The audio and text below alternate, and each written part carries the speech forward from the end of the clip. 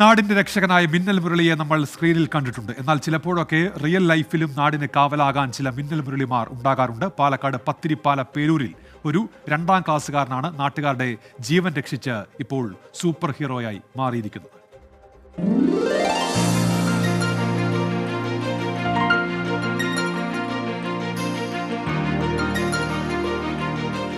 ഒരു 2ാം ക്ലാസ്സുകാരൻ എങ്ങനെയാണ് ഒരു നാടിന്റെ ഹീറോ ആയി മാറുന്നത്?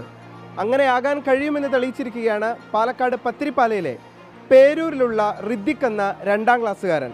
ഒരു നാടിനാകെ ഷോക്കാകുമായിരുന്ന വിഷയത്തിൽ നിന്ന് ആ നാടിനെ സംരക്ഷിച്ച് നാട്ടിലെ ഹീറോ ആയി മാറുകയാണ് ആ കൊച്ചുമിടുക്കൻ. ഇവനാണ് ആ മിടുക്കൻ.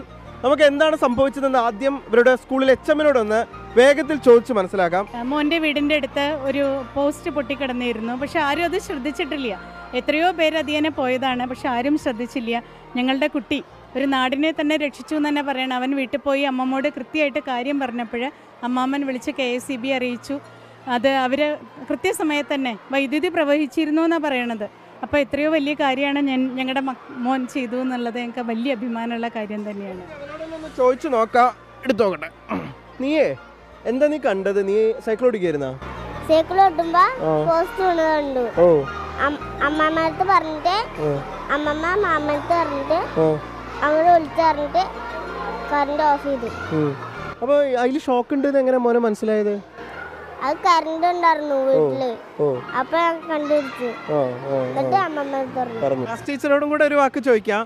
ക്ലാസ്സിൽ ഇങ്ങനെ തന്നെയാണോ ആള്? നല്ല ആക്റ്റീവാണ്? അതെ, നല്ല ആക്റ്റീവാണ്. എല്ലാ പ്രവർത്തനങ്ങളിലും മുന്നോട്ട് വരുന്ന ഒരു കുട്ടിയാണ്.